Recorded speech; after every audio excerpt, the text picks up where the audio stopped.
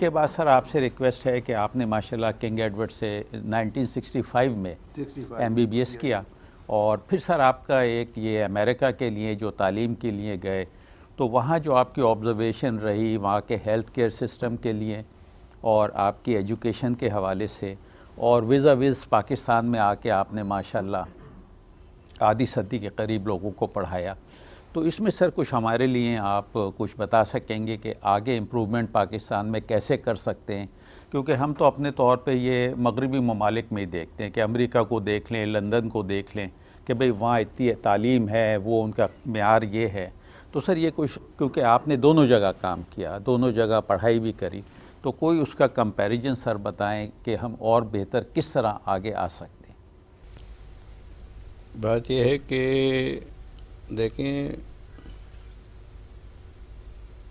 یا برطانیہ ہو گیا یا امریکہ ہو گیا، ان کو آزادی ملی ہوئے میرے خیال میں ابھی برطانیہ کا تو نہیں کہہ سکتا ہوں، ان کا تو پتہ نہیں، ایسا لگتا ہے جیسے ازل سے ان کا جو ہے نا ابد تک وہ آزاد ہے، لیکن امریکہ میں جو ہے میں آپ کو بتاؤں ان کا 7واں جنریشن چل رہا ہے، آزادی میں 7واں جنریشن چل رہا ہے۔ میں آپ کو ایک لطیفہ بتاؤں، شفقت صاحب، ہمارے پروفیسر شفقت، ہم ایک شادی میں گئے ہوئے تھے، میں اسسٹنٹ وہ پروفیسر تھا، تو ہم ٹیبل پہ بیٹھے ہوئے تھے، ہمارے ساتھ 4 بینکوں کے پریزیڈنٹ بیٹھے ہوئے تھے، ابھی مجھے یاد نہیں ہے، ایک UBL کا تھا، ایک حبیب بیٹھے ہوئے، اتنے میں اذان ہو گئی، وہی کھانا کھل گیا، کھانا جیسے شادی میں ہوتا ہے نا بھائی، کھانا سرو ہونے لگا، آپ حیران ہوں گے، وہ تینوں پریزیڈنٹ دوڑ کے گئے،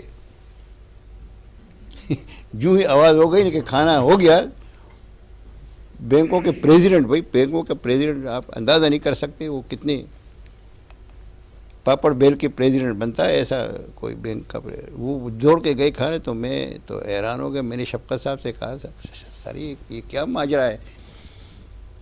تو شفقت صاحب ہیں آگرہ کے، اور 10ویں جماعت وہاں سے پاس کی ہے، تو دونوں طرف کا پانی پیا ہے، تو عقل بہت زیادہ ہے علم اتنا نہیں ہے، لیکن میں اس کے ساتھ 15-20 سال کام کیا، عقل کا بالکل، اگر عقل کوئی چیز ہوتی شفقت صاحب کی شکل میں ہوتی، مجھے کہنے کا سمجھ صاحب یہ ابھی اب آزادی ملی ہے، ان کے پڑ پوتے پھر جب آزاد ہوگی نا کہ کھانا ہے تو یہ آرام سے بیٹھے رہیں گے، ابھی ان کو یہ ڈرے کھانا ختم ہو جائے گا ہم ویسے رہ جائیں گے ان کے پڑ پوتے پھر کوئی اتنا صبر ہوگا کہ بھئی یہ آرام سے جائیں گے کہ مل گیا نہیں ورنہ گھر کھا لیں گے، یہ ابھی ان کو سمجھ نہیں آئے گی، چھوڑیں ان کو۔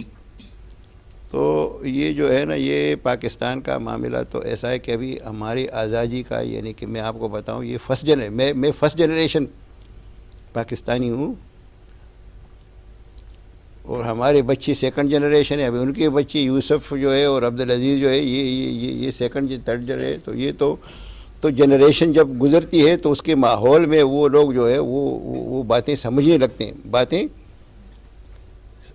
لگتے ہیں، یعنی کہ ابھی آپ دیکھو کہ ہمارے زمانے میں اسلامیہ کالج ایک بس جایا کرتا تھا، تو ہم جو ہے نا جو ہی بس نظر آتا تھا ہم دوڑنے لگتے تھے کیونکہ اگرچہ وہ آپ جلدی سے چڑھیں گے نہیں تو دوسری بس کے لیے تو نہیں، تو لیکن ابھی جو ہے ابھی تو ٹیکسیاں بھی آ گئیں، لوگوں کی اپنی گاڑیاں بھی آ گئیں، تو یہ ٹریننگ جو ہے جنریشن ٹو جنریشن ہوتے، وہ ان کے ساتھ ہمارا مقابلہ جو ہے وہ دیکھیں صحیح نہیں ہے، وہ 7واں جنریشن چلا رہے ہیں، لیکن ان سے ہم سیکھ سکتے ہیں، ان سے ہم سیکھ سکتے ہیں مختلف، یعنی آپ کو میں بتاؤں کہ ہم نے ایک سٹڈی کی تھی، وہ اس میں ہم نے چھاپی بھی تھی، وہ یہ تھا کہ ہم نے مائوکارڈیل انفارکشن، مجھے ایئر یاد نہیں ہے لیکن میرے خیال میں 1984 میں ہم نے بالٹیمور کے ایک CCU کے اندر جن لوگوں کو ہارٹ اٹیک ہوئی تھی ان کی دوائیاں، اور یہاں پر ہمارے کارڈیو ویسکولر کی CCU کی دوائیاں ہم نے کمپیئر کی تھی، تو آپ کو میں ایک بات بتاؤں کہ جو ریکمنڈڈ ٹریٹمنٹ ہیں وہ ہمارے ہاں زیادہ مل رہی تھی اور امریکہ میں کم مل رہی تھی، بعض ایسینشل دوائیاں تھیں ان کو نہیں مل رہی تھی، اور بعض ایسینشل دوائیاں تھیں ان سے زیادہ ہم دے رہے تھے، لیکن ان کی مورٹیلٹی ہم سے 15% کم تھی، ان کی مورٹیلٹی ہم سے 15% کم تھی، اور ہماری 15% مورٹیلٹی اس سال زیادہ تھی۔ اس کی انالیسس پر ہم نے بڑی ڈسکشن کی، وہاں ہمارے دوست ہیں یار ہیں، بڑی ڈسکشن کی، صرف دوائی سے مریض ٹھیک نہیں ہوتا، کیئر بھی دینی پڑتی ہے، نرس کیئر دیتی ہے، ڈاکٹر کیئر دیتا ہے، ارلیسٹ ڈیٹیکشن کمپلیکیشن کی ہے، وہ اس کا جو علاج ہے صرف نسخے سے، صرف دوائی سے مریض ٹھیک نہیں ہوتا، کیونکہ ہم تو دوائیاں بہت دیتے ہیں. وہ جیسے انہوں نے کہا ابھی اسحاق صاحب کہہ رہے تھے کہ انہوں نے ایک نسخہ بھیجا، اس میں 21 دوائیاں لکھی ہوئی تھی. تو میرے پاس ایسا مریض آتا ہے تو میں کہتا ہوں بھائی آپ فارمیسی کا دکان ہو، مریض ہو؟ اتنی دوائیاں تو فارمیسی کی دکان میں پڑی رہتی. تو لیکن دوائیوں سے دیکھیں مریض کے آپ کو کیئر دینا پڑتا ہے، کیئر ہو. تو وہاں پر یہ ہے کہ وہاں پر کیئر زیادہ ہے. وہاں پر جو ہے وہ آپ کو بتاؤں کہ صبح سویرے 7 بجے جو ہے کنسلٹنٹ جو ہے وہ اپنی ڈیوٹی پہ ہوتا ہے، مریض کے ساتھ جاتا ہے، مریض کے فائل بھی دیکھتا ہے، پھر مریض کے ساتھ ہوتا ہے، مریض کو پاؤں سے لے کے سرے تک وہ ایگزامن کرتا ہے، ہر چیز کرتا ہے، کوئی کمپلیکیشن تو نہیں ہوئی، رات کیا ہوا، رات کی نرس سے پوچھتا ہے، وہ بلاتا ہے بھئی اس کو کیا ہوا، کیسے تھا، سویا ہے نہیں سویا ہے، سیکریشنز کسی نے شک کی. میں چھوٹی چھوٹی باتوں کو وہ ڈیٹیل دیتا ہے جس سے مریض کا بہت ہو جاتا ہے. یعنی میں جب نارتھ وارڈ میں آیا تو شفقت صاحب اس کے انچارج تھے، تو میں گیا تو میں نے پہلے آبزرو کیا بھئی یہاں ہوتا کیا ہے، کیونکہ انسان جو ہے جب ایک نئی جگہ میں جائے نا تو پہلے آپ کو یہ پتہ چلنا چاہیے کہ یہ کہاں پر کھڑے ہیں. اس کے بعد پھر آپ سوچیں بھئی اس کو اچھا کروں یا اس کو کنٹینیو کروں، اگر اچھا ہے تو پھر اچھا ہونے دو. میں نے دیکھا وہاں پر 2 قسم کی ڈاکٹر ہیں. ایک تو نرسنگ اسٹیشن پر بیٹھ کے نرسوں سے باتیں کر رہے ہیں. میں چپ کر کے ایک طرف بیٹھے، کپڑے وپڑے ایسے تھے ان کو پتہ نہیں چلا یہ نیا ڈاکٹر آیا ہے. اور کچھ ڈاکٹر جو تھے وہ جا کے مریضوں کے ساتھ بیٹھے ہوئے تھے، وارڈ میں مریضوں کے ساتھ بیٹھی ہوئی تھی. کوئی بلڈ پریشر چیک کر رہا تھا، کوئی ان کے رشتہ داروں سے بات کر رہا ہے، مطلب کہ وہ پیشنٹ کیئر میں انٹرسٹیڈ تھے. اور کچھ جو ہے وہ اپنا فائل وائل کی ہسٹری رہے تھے، نرسوں سے گپ شپ لگا رہے تھے. تو دیکھیں یہ ایک انسان کی ایپٹیچیوڈ ہے. اگرچہ اس کی ایپٹیچیوڈ مریضوں کے ساتھ ہے تو یہ بڑا کامیاب ڈاکٹر ہے اور مریض بھی بڑا کامیاب ہے. اور وہاں پر میڈیکل کالج کی سلیکشن میں ایپٹیچیوڈ کو بہت بڑا وہ دیتے ہیں. سب سے بڑا لفٹ جو ملتا ہے وہ میرٹ میں، بھئی اس کا ایپٹیچیوڈ ہے، پیشنٹ کیئر میں ایپٹیچیوڈ ہے یا نہیں ہے. ہمارے ہاں جو ہے میں نے جو یہاں کام کیا ہے تو میں آپ کو بتاؤں کہ جو بعض میری اسٹوڈنٹس ہیں تو ان کو میں نے دیکھا ہے کہ وہاں جیسے یہ ہاپکنز ہے، یہ تو ایک ایسی یونیورسٹی ہے کہ یہاں کے 3rd ایئر کے لوگوں نے 4 5 سنڈروم وہ ڈسکرائب کیے ہیں، ان کے نام سے وہ چلتے ہیں. اس قسم کا وہاں ریسرچ ہوتا ہے. لیکن یہ لڑکے جو ہے انڈیپینڈنٹلی اگر آپ ان کو انڈیویجول لے لیں، ان سے زیادہ محنتی بھی تھے. وہ فرٹائل برین تھا، فرٹائل برین. ابھی یہ ویسٹرن کنٹریز میں بہت مشہور ہے کہ بھئی پاکستانی برین بہت فرٹائل ہے، لیکن اس میں ویڈز بہت ہوتے ہیں. فرٹائل لینڈ کا خطرہ یہ ہے کہ ویڈز نہ گرو کریں. ویڈز نکالنا چاہیے اور جو آم کا درخت ہے اس کو بڑھنا چاہیے. تو ہمارے برین تو بہت فرٹائل ہے. پاکستان میں فرٹیلیٹی کا کوئی پرابلم نہیں ہے، برین بہت فرٹائل ہے. لیکن یہ آپ دیکھیں گے جیسے یہ کہتے ہیں نا 4 آدمی بیٹھیں گے تو وہ ویڈز کو وہ یہ رونا کیا ہے، یہ ویڈز ہیں. یہ انسان کے خیالات میں ویڈز بڑھتے ہیں اور ویڈز ہوں گے تو اصلی فصل کہاں گرو کرے گا. اس سے جو ہے نا یہ جو صوفی لوگ ہوتے ہیں یہ ایک چیز کہتے ہیں مراقبہ. وہ مراقبہ کیا ہے کہ آپ جو ہے خاموش بیٹھیں اور اللہ تعالیٰ سے فضل کا انتظار کریں. یہ کچھ اس میں ذکر وکر نہیں کرتے ہیں، یہ بالکل خاموش بیٹھ جاتے ہیں دماغ کو خالی کر کے تاکہ ویڈز نکل جائیں. یہ جو مراقبہ ہے یہ بزرگ اس لیے یوز کرتے ہیں کہ دماغ سے ادھر ادھر کے خیالات نکل جائیں. پھر اللہ تعالیٰ کی جو نعمت آئے پھر اس کے اندر بھئی کھوپڑی خالی ہوگی تو اللہ کا نعمت سمائے گا نا. ابھی آپ کے کھوپڑی میں اتنی ویڈز پڑی ہوئی ہیں، اوپر سے گندم چاول کدھر سے گرو کرے گا. تو یہ ہے کہ ہمارے یہاں اسٹوڈنٹس کا جیسے آپ نے کہا کہ ان کو تو جو اچھے استاد ہیں پڑھاتی بھی اچھے ہیں اور یہ ہے. لیکن میں یہ ایک چیز جو میں کمی محسوس کرتا ہوں کہ اس وقت یہ اپنے استادوں کی ان حالتوں کو دیکھتے ہیں جو انہوں نے 25 سال بعد حاصل کیا ہے. 25 سال بعد حاصل کیا ہوا ہے. یہ ایک شیخ الحدیث گزرے مدینہ میں مولانا زکریا، ان کی آپ بیٹی. جیسے میں نے شروع میں کہا کہ میں یہ جو لوگوں نے اپنی لائف ہسٹریاں لکھی ہیں وہ میں بہت پڑھتا ہوں, اس سے آپ کو بہت ملتا ہے. تو انہوں نے لائف ہسٹری میں لکھا ہے کہ بھائی یہ جو میری شاگرد ہیں ان کو ایک نصیحت کرتا ہوں کہ میری ابھی حالت کو نہیں دیکھیں, میری ابھی کی حالت کو نہیں دیکھیں. میں سہارنپور میں جب تھا تو 2 وقت ہمیں خشک روٹی ملتی تھی, اس کے ساتھ شوربہ بھی نہیں ہوتا تھا. ہم پانی لاتے تھے اس میں نمک ڈال کے اور اس کے ساتھ روٹی کھا لیتے تھے. یہ ابھی جو میری دسترخوان پر اتنے سارے کھانے ہیں یہ 50 سال کے بعد ہی آئے ہیں. میری ابھی حالت کو مت دیکھو ورنہ گمراہ ہو جاؤ گے. جو زکریا کا موجودہ حالت ہے اس کو اگر فالو کرو گے تو کیا ہو جاؤ گے, گمراہ ہو جاؤ گے. میری وہ زمانہ یاد کرو جب میں سہارنپور میں اسٹوڈنٹ تھا اور میری کیا حالت ہے. تو میں یہ آپ کو بتاتا ہوں کہ آپ کو ہمارا وہ جو ہے وہ حالت دیکھنا چاہیے. جب ہم کنگ ایڈورڈ میں اسٹوڈنٹ تھے تو ہماری کیا حالت ہوتی تھی. جب پشاور میں اسلامیہ کالج میں ہوتے تھے اتنی سخت سردی ہوتی تھی, ہیٹر کے کسی کمرے میں ہیٹر آ جاتا تھا وہ رسٹیکیٹ ہو جاتا تھا. اگر ہیٹر کسی کمرے میں ہوتا ہمارا جو ہے وہ انسپیکشن ہوتی تھی تو وہ آ کے اچانک اعظم خان استاد تھے وہ اچانک دروازہ کھولتے تھے اور اگر کمرہ گرم ہوتا تھا تو کہتے تھے ہیٹر تو جل رہا ہے, تو کہ ہیٹر والے کو دکھاؤ ورنہ سب کو ریسٹریکیٹ کرتا ہوں. 4 بندوں کا کمرہ ہوتا تھا اور ہم جو ہے بھائی کسی دوست کا وہ بتاؤ, یعنی کہ ہیٹر کا اچھا پنکھا کنگ ایڈورڈ کی کسی ہاسٹل میں پنکھا نہیں تھا. اور لاہور کی گرمی آپ کو اندازہ نہیں ہے. تو یہ ہے کہ ہم کوشش کرتے تھے کہ بھئی پہلے امتحان میں پاس ہو جاؤ, یعنی کہ جو مارچ میں امتحان ہوتا ہے اس میں پاس ہو جاؤ ورنہ دوزخ 4 مہینے دوزخ میں رہنا پڑے گا.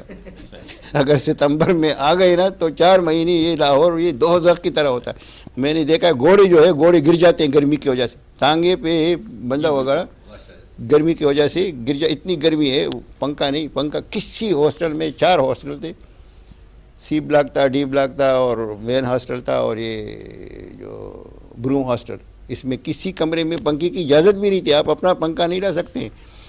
تو ایسی ہارڈ زندگی ہم نے گزاری ہے. تو میں آپ کو بتاؤں دیکھیں آپ ہارڈ زندگی سے اگر جوانی میں عادی ہو جائیں گے نا تو آپ کے لیے آسان زندگی کی طرف جانے میں کوئی پرابلم نہیں ہے. لیکن آسان زندگی سے ہارڈ زندگی کی طرف جانا جو ہے یہ امپاسبل ہے. اگر آپ نے جوانی میں اپنے آپ کو عیش کا عادی کر لیا میں آپ کو بتاؤں آپ کی زندگی بہت مشکل ہوگی. آپ کو زندگی گزارنا, بے شک آپ کو معاشرہ کیا کیا نہیں دے دے آپ پھر بھی سیٹسفائی نہیں ہوں گے, کیونکہ اب آپ نے ہارڈ شپ تو ہوتی ہے چیزوں میں. دیکھیں دنیا تو ہے ہارڈ شپ کا. تو انسان کو اللہ نے تکلیف میں پیدا کیا ہے. یعنی کہ آپ کو یہ چیز یاد رکھنی چاہیے کہ جو مکہ آباد ہوا ہے یہ ابراہیم علیہ السلام نے آباد کیا ہے اور اس کا ایک بیٹا تھا اسماعیل. وہ ہمارے عرب تاریخ دانوں کے مطابق ابراہیم کی عمر جو تھی 100 سال تھی جب اسماعیل پیدا ہوا ہے. اور جو مغربی تاریخ دان ہے جس میں اکثر چیزیں انہوں نے بائبل میں لکھی ہیں وہ وہی سے نہیں آئی ہیں, لیکن انہوں نے تاریخ کی کتابیں جیسے ہمارا ابن خلدون ہے یہ تاریخ کی کتاب ہے, اس طرح انہوں نے ان کو بائبل میں شامل کیا ہوا ہے. کیونکہ وہ کہتے ہیں بھائی ایک ہی کتاب ہونا چاہیے, زیادہ کتابیں صحیح نہیں ہیں.